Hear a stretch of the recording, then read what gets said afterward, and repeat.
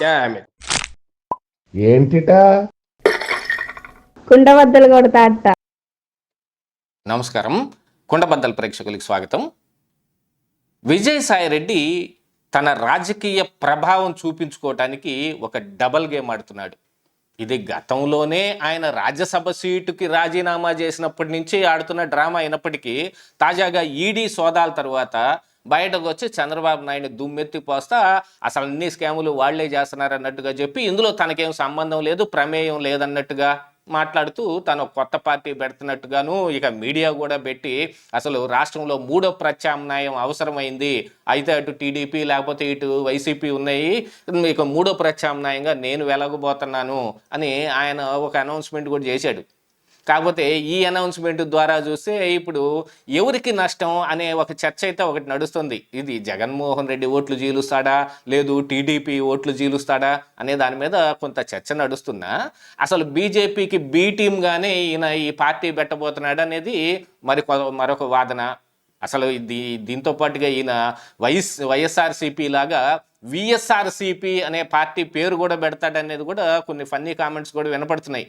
ఎందుకంటే తెలంగాణలో మరి టీఆర్ఎస్ పేరుతోటి కవిత ఒక పార్టీ పెట్టడం, గతంలో షర్మిల కూడా వైఎస్ఆర్ టీపీ పేరుతోటి ఒక పార్టీ పెట్టడం ఇవన్నీ జరిగాయి కదా. అంతా ఆ కుదుట్లో మనుషులు, ఆ కొంపట్లో ఉండే వాళ్ళేనమాట.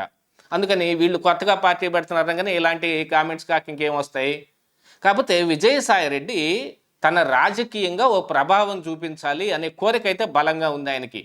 ఎందుకంటే ఆయనకున్న కేసులు కానీ ఆయనకున్న తలనొప్పులు కానీ జగన్మోహన్ రెడ్డితో కలిసి ప్రతి దాంట్లోనూ ఏటూగా ఉన్న వ్యవహారం ఇదంతా కొంచెం పక్కకు తప్పించుకొని ఆయన సేఫ్గా ఉండాలంటే ఆయన కూడా రాజకీయాల్లో ఉండాలి. అసలు అందుకనే ఆయన రాజకీయ రంగ ప్రవేశం జరిగింది. ఆయన సేవ చేద్దామనో ప్రజల కోసమో లేదు రాజకీయాల మీద ఇంట్రెస్ట్ తోటి వచ్చినోడు కాదు, ఆయన ఒక సీఏ. కాకపోతే ఈ కేసుల మూలాన జగన్మోహన్ రెడ్డి ఆయనకి ఒక రాజ్యసభ పట్టం అంటగట్టేస్తే గబక్కన అరెస్ట్ చేయకుండా ఉంటారు అనేది కూడా ఒక వాదన అయితే ఉంది. దాదాపుగా అది నిజమేలాగా కూడా కనపడుతుంది. కాకపోతే ఈయన రాజ్యసభ సీటుకి రాజీనామా చేసి ఆ సీటు ఎవరు తీసుకున్నా కానీ తర్వాత బీజేపీలోకి వెళ్ళటానికి అయితే ప్రయత్నం చేశాడు. దానికి చంద్రబాబు నాయుడు అడ్డం పడ్డాడు అనేది అయితే ఒకటి వినిపిస్తుంది. మరి చంద్రబాబు నాయుడు కూడా అడ్డం పడకుండా ఎలా ఉంటాడు?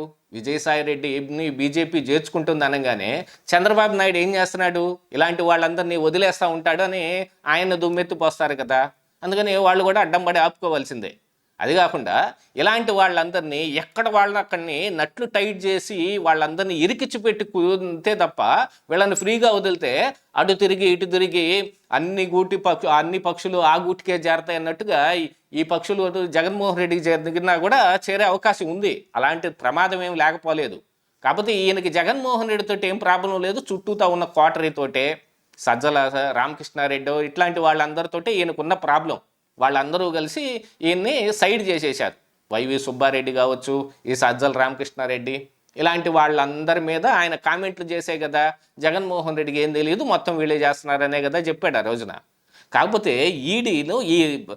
ఈడీ కంటే ముందుగా సిట్టు ఈ లిక్కర్ స్కామ్ని విచారిస్తున్న సమయంలో కూడా విజయసాయి రెడ్డి మరి సిట్టు ముందు హాజరై తనకు తెలిసిందంతా చెప్పానని అన్నాడు. అంతే తప్ప లిక్కర్ స్కామ్ జరగలేదని చెప్పలా. దాదాపుగా ఇందులో ఈ లిక్కర్ స్కామ్ జరగటానికి అంటే ఇందులో పాలసీ మార్పు కోసం తన ఇంట్లో ఒకసారి మీటింగ్ జరిగినట్టుగాను, ఆ తర్వాత వేరే చోట మీటింగులు జరిగినట్టుగా కూడా ఆయన అంగీకరించడం జరిగింది. ఇందులో ఏమైనా చేసి ఉండారంటే ఆ రాజకేశ్ రెడ్డి చేశాడు, ఆయన కో బ్రదర్ అవినాష్ రెడ్డి చేశాడు, నా పాత్ర ఏమి లేదు. అందులో అందరూ నన్ను మా గతంలో నాకు A2 అయితే ఉండేది కానీ ఇప్పుడు నేను A100గా ఉన్నాను అని కూడా చెప్పుకున్నాడు. మరి అలాంటిది ఈ లిక్కర్ స్కామ్ జరగలేదు అని ఈయన చెప్పనప్పుడు ఈయన ఇంట్లో సోదాలు చేస్తే ఈయనకు వచ్చే నష్టం ఏమిటి? కాకపోతే ఇందులో వినపడుతుంది ఏంటంటే కావలసిన పత్రాలన్నింటినీ ఈయన సంపాదించి ఈయన ఇంట్లో పెట్టుకున్నాడు.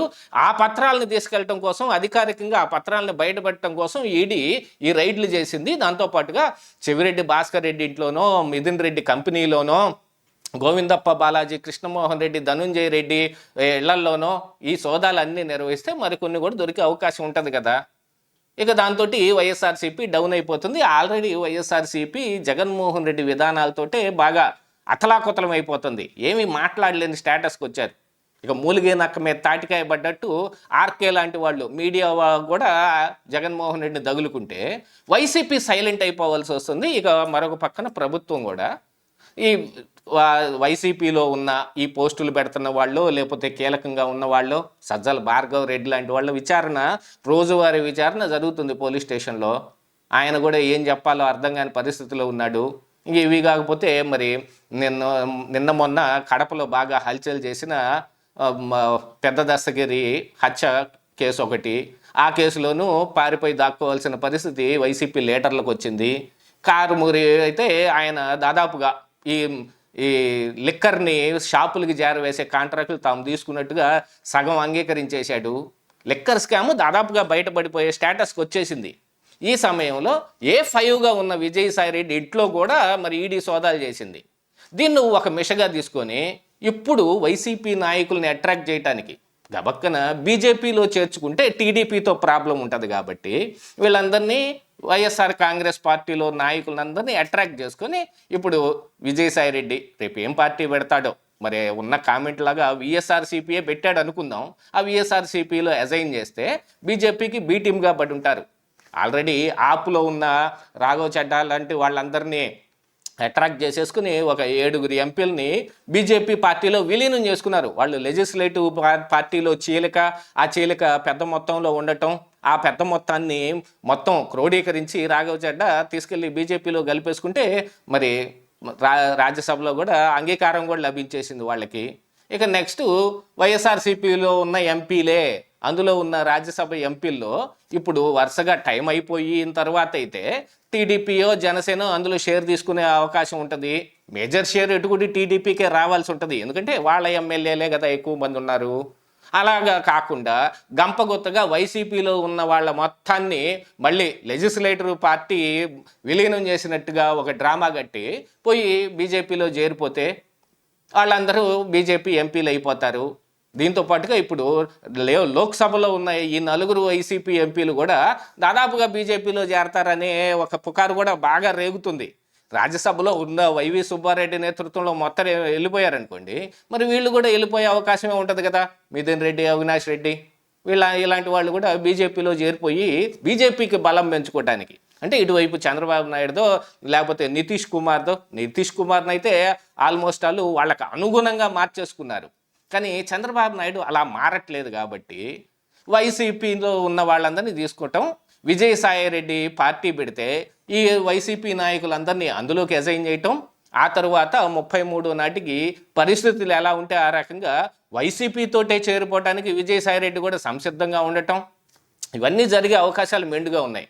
ఇందులో ఈయన డబల్ డ్రామా ఏంటి విజయసాయిరెడ్డి చేస్తుంది అని అంటే జగన్మోహన్ రెడ్డిని కాపాడటం, అలాగనే బీజేపీ తోటి అదే సఖ్య సంబంధాలు, అదే అలైన్మెంటు, వాళ్ళతోటి అండర్స్టాండింగు ఇలాగనే కొనసాగిస్తూ చంద్రబాబు నాయుడికి కుదిరితే ఏదో ఒక రకంగా చాప కింద నీరులాగా టీడీపీ పార్టీని మళ్ళీ వెనక్కి నెట్టేయటం అనుకున్న ఈ బీజేపీ ప్లాన్కి ఈయన ఉపకరించటం, రకరకాలుగా జరుగుతున్న ఈ విజయసాయిరెడ్డి డ్రామాలు మొత్తంగా ఏ రోజున బట్టబయలైపోతాయి అనేది చూడాల్సిన అవసరం ఉంది. ఇదే ఈరోజు కుండబద్దలు.